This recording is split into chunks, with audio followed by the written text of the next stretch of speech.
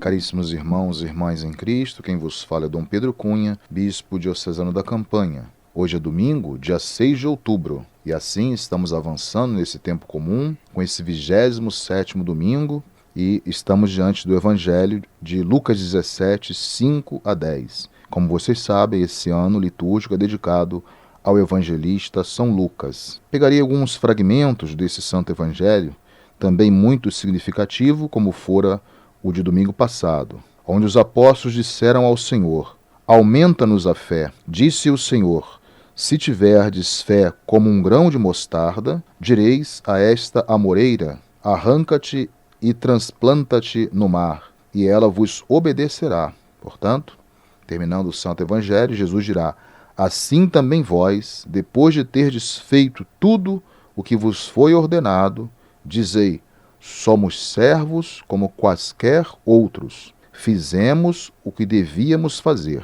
Então, caros irmãos e irmãs, a liturgia deste domingo, ela contempla o precioso dom da fé, como vocês perceberam na leitura do Santo Evangelho. E além dela, é fundamental que os seguidores de Cristo dediquem-se à prática contínua da perseverança, da fortaleza e, sobretudo, do amor incondicional a Deus. Isso significa, portanto, ter fé.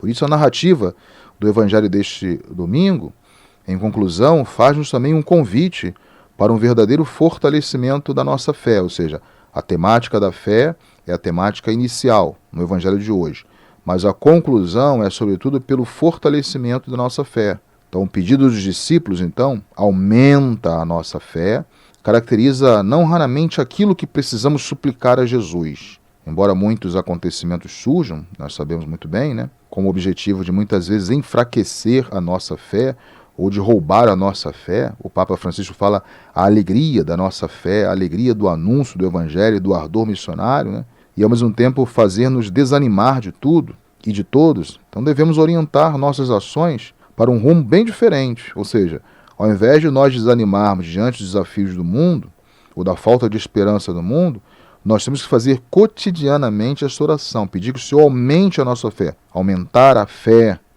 acima de tudo, é pedir a Deus que nos conceda essa graça de jamais perdermos a confiança nele, jamais perdermos a nossa fé, apesar de muitas situações contrárias que nós vivemos, sejam essas pessoais, que históricas e sociais. A nossa oração diária deve ser: creio, Senhor, mas aumentai em minha fé a cada dia. Por isso essa imagem da fé que tem esse poder, essa força de transportar montanhas. Mais do que propriamente tirar uma montanha de um lugar e ir para o outro, tirar uma árvore de um lugar e plantá-la no mar, com essa imagem que Jesus dá no Santo Evangelho, é, na verdade, a chamada de atenção do evangelista para todos nós, para tentarmos pela fé, se esta for autêntica, enxergarmos melhor a ação de Deus na nossa vida. É quando nós perdemos a fé, é quando nós temos essa chamada opacidade no nosso olhar, essa película no nosso olhar, que nos impede de perceber, mesmo nesses reveses da vida, o sinal da presença de Deus em nós. E é exatamente aí que nós, muitas vezes, ou diminuímos a fé, ou a perdemos totalmente. Ou seja, nós temos que afirmar diariamente a nossa fé, como fizera São Tomé, A expressão de Tomé: Senhor, eu creio, mas aumentai a minha fé, como eu já mencionei anteriormente. Portanto, o Evangelho de hoje é um pedido que os apóstolos fazem humildemente, porque eles estão próximos de Jesus. Poderiam dizer: eu já tenho fé porque eu tenho Jesus aqui junto de mim. Não, aumenta a fé. E aí Jesus, portanto, vai perceber nos discípulos a necessidade de um compromisso maior. Ou seja, eles devem ter fé, mas essa fé nunca pode ser desvinculada do discipulado. Ou seja, eles querem conjugar a fé com o discipulado. Ou seja, aí Jesus, portanto, dá uma indicação muito clara aos seus discípulos, que segundo ele já tinha fé. Ou seja, mesmo que essa fé fosse ainda pequena, como um grão de mostarda. É claro que se eles estão seguindo Jesus, eles têm algum grau de fé, alguma porcentagem de fé. Mas aí, num segundo momento, nessa parábola, nós encontramos que Jesus vai reiterar a função do servo. Ele associa, portanto, a fé à dimensão do serviço, ou ser servo. Então, mesmo que esta tenha feito, esse servo tenha feito tudo, no final do Evangelho, quanto lhe foi solicitado, ele apenas cumpriu a ordem que havia sido dada. Portanto, para Jesus, o exercício da fé não deve ser compreendido em termos de um privilégio e um poder. Senhor, eu agora tive fé, eu posso ter um lugar no reino dos céus, ou eu posso pedir isto, eu posso ter aquilo, né? Então não podemos, apesar da nossa fé, exigir absolutamente nada de Deus. A fé é um ato de entrega total e incondicional. Aquilo que Deus revela, esperando, portanto, o cumprimento da sua vontade em nossas vidas, sem nenhum interesse. É uma fé descompromissada? Não, é uma fé do discipulado, com compromisso do anúncio de Cristo. Mas é uma fé desvinculada de interesses pessoais. Então, depois de cumprir todas as ordens que Jesus nos dá, e que deu também aos discípulos, portanto, de viver esse discipulado de forma plena, a única e possível alegação diante de Jesus seria exatamente isso. Olha, apenas fizemos o que devíamos ter feito. Somos servos inúteis. É assim que nós temos que nos apresentar no término da nossa vida diante de Jesus, sem cobrarmos nada. Não devemos pretender que Deus nos deva algo. Assim, eu tive fé, eu vivi o discipulado, agora eu recebo o meu pagamento. Eu quero exatamente uma contrapartida daquilo que eu fiz, né? Quando tivermos feito o melhor que pudermos, só teremos cumprido simplesmente o nosso dever como servos. E aquele que cumpriu o seu dever apenas realizou o que estava exatamente obrigado a fazer. Ou seja, temos que lembrar a expressão de Paulo, né? Tudo é graça. Tudo que nós temos é graça de Deus. Tudo aquilo que nós fizemos é expressão da graça de Deus.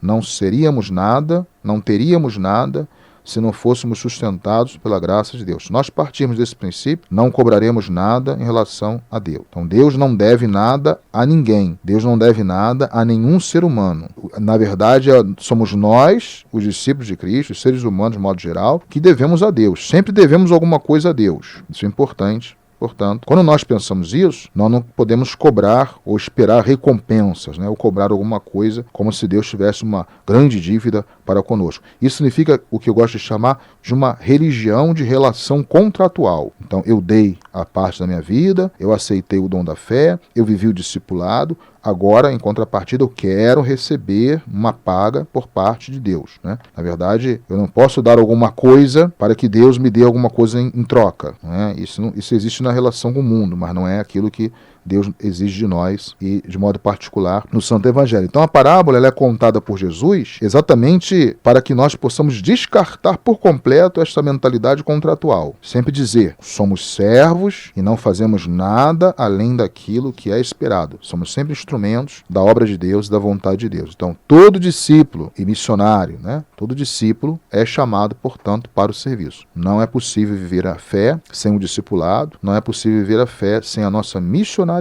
Então, Jesus, portanto, direciona o nosso olhar hoje, né, para a dimensão do serviço. E a dimensão do serviço é a palavra de ordem e é uma palavra fundamental para que possamos entender a mensagem de Jesus e vivermos, portanto, como uma comunidade, igreja, de servos e servas. Então, que possamos servir à vontade de Deus no anúncio do Santo Evangelho, sem nada exigir dele. Portanto, nos sentimos pobres, que somos sempre enriquecidos com a sua graça, e que todas as nossas comunidades possam ser verdadeiramente comunidade dos servos e servas de Cristo Jesus. Louvado seja nosso Senhor Jesus Cristo, para sempre seja louvado. O Senhor esteja convosco, Ele está no meio de nós. Seja bendito o nome do Senhor, agora e para sempre. A nossa proteção está no nome do Senhor, que fez o céu e a terra. Por intercessão da Virgem do Carmo, abençoe-vos o Deus Todo-Poderoso, Pai e Filho e Espírito Santo.